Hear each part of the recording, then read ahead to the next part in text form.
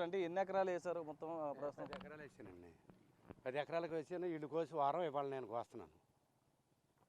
ధాన్యం కొనమంటేనేమో ఎక్కువ ఆరితేనేమో నూక అయింది అంటున్నారు, లేదంటేనేమో సెమ్మంది అంటున్నారు, నెమ్మ శాతం కట్ చేస్తామని అది ఇదేని అంటున్నారు. అంటే మీరు చెప్పండి, అంటే బ్రోకర్లు కూడా కొంతమంది వస్తూ ఉన్నారు కదా, బేరాలు ఆడుతూ ఉన్నారు, అంటే మీకు నష్టమేనా ఎంత అది?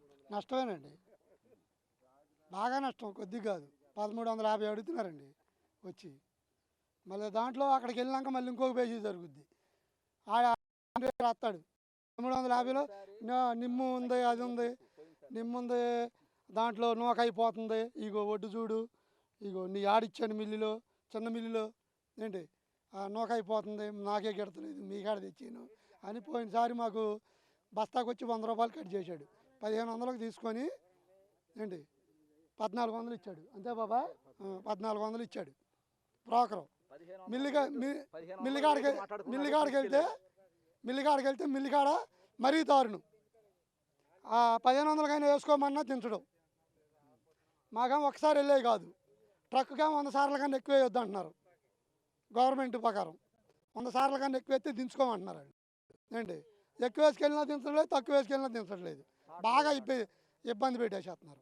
ఏదో ఒక సాగు చెప్తున్నాం. ఏదో ఒక సాకు. అందువల్ల పడుతున్నామండి. గవర్నమెంట్కి అది చర్య తీసుకుంటే తొట్టును పడతాం. మళ్ళీ వర్షం ఉందని చెప్తున్నారు. అధికారులు రావడం ఏం జరిగింది, ఏమంటున్నారు అధికారులు? అసలు అధికారులు అధికారులు అనేవాళ్ళు ఎవరు లేరండి ఇక్కడ.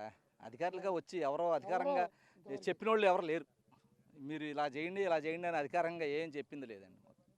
మేమే మిల్లు చుట్టూ తిరుగుతున్నాము, అది అది అదే వాళ్ళు ఏదో ఒకటి చెబుతున్నారు. అంటే రాత్రిపూట పరిస్థితి